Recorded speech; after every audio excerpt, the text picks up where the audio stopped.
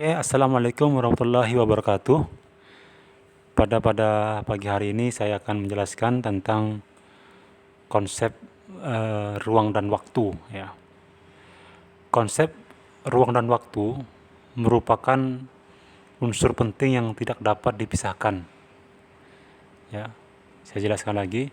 Konsep ruang dan waktu merupakan unsur penting yang tidak dapat dipisahkan dalam suatu peristiwa dan perubahannya dalam kehidupan manusia sebagai subjek atau pelaku sejarah atau segala aktivitas manusia pasti berlangsung bersamaan dengan tempat dan waktu kejadian.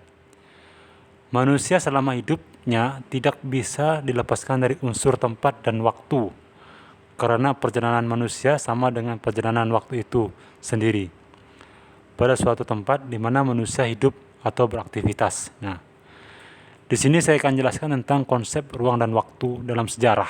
Ya, nanti artikelnya bisa Anda baca di website yang saya berikan ini. Konsep ruang dan waktu yaitu sebuah dimensi di mana ruang dan waktu dapat menunjukkan suatu peristiwa sejarah sebagai peristiwa yang khas dan unik. Ya. Jadi konsep ruang dan waktu, konsep ruang itu bisa terbagi menjadi dua. Ya. Di konsep ruang bisa terbagi menjadi dua. Ya. Konsep ruang itu terbagi menjadi dua. Yang pertama, tempat terjadinya suatu peristiwa. Ya. Yang kedua, cakupan pembahasan. Intinya adalah pembahasan ini adalah penjelasan dari ruang itu sendiri. Nah, di bawah ini ada macam-macam konsep ruang. Ya, contoh ruang bisa konsep ruang itu bisa bercerita tentang sejarah kota. Nah, misalkan suatu kejadian sejarah terjadi di kota mana, misalkan G30 SPKI, contoh misalkan G30 SPKI memberontak di Madiun. Berarti kan ada suatu peristiwa yang menjelaskan bahwa sudah terjadi pemberontakan di sebuah kota, yaitu kota Madiun. Jadi konsep ruang itu sendiri bisa menceritakan sebuah kota, ya. Jadi menjadikan sebuah kota dan sebaliknya. Nah, selanjutnya konsep ruang juga bisa menceritakan tentang pedesaan, ya. Jadi bisa bercerita tentang sebuah desa, misalkan sebuah tempat juga. Intinya sebuah tempat, ya. Dia bisa kota, bisa desa, bisa luar negeri dan lain sebagainya. Jadi tempatnya itu maksudnya konsep ruang. Nah, kalau saya dikasih tahu di artikel itu contoh ruang itu misalkan ya desa, ya kota, ya kampung, ya dusun, itu namanya ruang. Kalau waktu itu ya mungkin hari, minggu, bulan, tahun, dan jam, itu waktu. Jadi konsep ruang itu dibagi menjadi dua, ada waktu dan ruang. Nah, selanjutnya adalah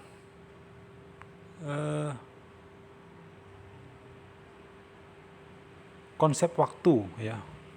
Jadi konsep waktu dalam sejarah ini di mana peristiwa itu mempunyai unsur waktu. Jadi ketika dia mempunyai tempat, maka mempunyai waktu. Misalkan pemberontakan G30 SPKI terjadi pada tanggal, jam.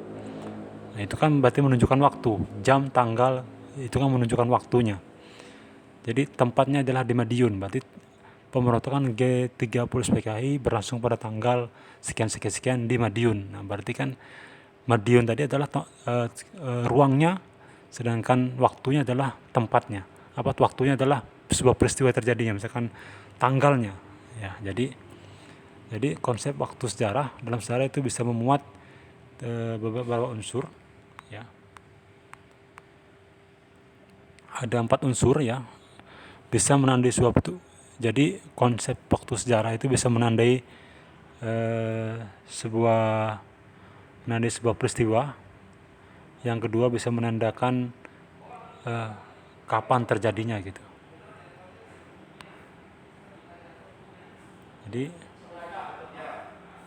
Jadi konsep waktu tadi dibagi menjadi 4, yaitu konsep peristiwa, bisa menandakan sebuah peristiwa, bisa menandakan sebuah kapan terjadinya, bisa sebagai pembeda, ya, pembeda antara sejarah dan mitos. Jadi bisa kondisi suatu zaman. Jadi sejarah itu bisa ketika dia jelas ya, apanya ada 4 unsur ini, maka bisa dikatakan sejarah yang sah ya. Jadi ada peristiwanya, kan nggak mungkin nggak ada peristiwanya kan.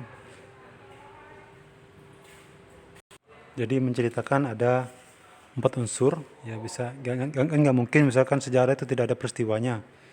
Nah, misalkan kapan terjadinya ya. Jadi sejarah juga bisa menandakan kevalitan. Jadi bukan mitos. Jadi sejarah itu bukan mitos ya, tapi sejarah itu merupakan benar-benar terjadi ya. Jadi beda dengan dongeng ya, beda dengan cerita. Tapi sejarah itu dia konsep yang sudah pasti terjadi, yang sudah terjadi. Karena kalau dongeng itu bisa dipertanyakan keasliannya, tapi kalau sejarah itu mesti ada dokumentasinya, mesti ada peristiwanya ya. Bisa dibuktikan dengan video, bisa dibuktikan dengan gambar dan lain sebagainya, untuk membuktikan bahwa sejarah itu bukan mitos ya. Nah, itu saja mungkin penjelasan sih. Jadi itu mungkin yang bisa saya sampaikan, bagaimana sejarah itu bisa terjadi ya. Jadi kalau misalkan ada soal kapan pemberontakan G30 SPKI terjadi pada tanggal sekian-sekian di Madiun, berarti yang mana yang konsep waktu dan ruangnya. Nah, Anda bisa menelaah, bisa merinci ya. Nah, jadi itu saja yang bisa saya jelaskan. Semoga bermanfaat. Terima kasih atas perhatiannya. Jangan lupa sebelum belajar Anda berdoa dulu dan absen terlebih dahulu. Terima kasih. Assalamualaikum warahmatullahi wabarakatuh.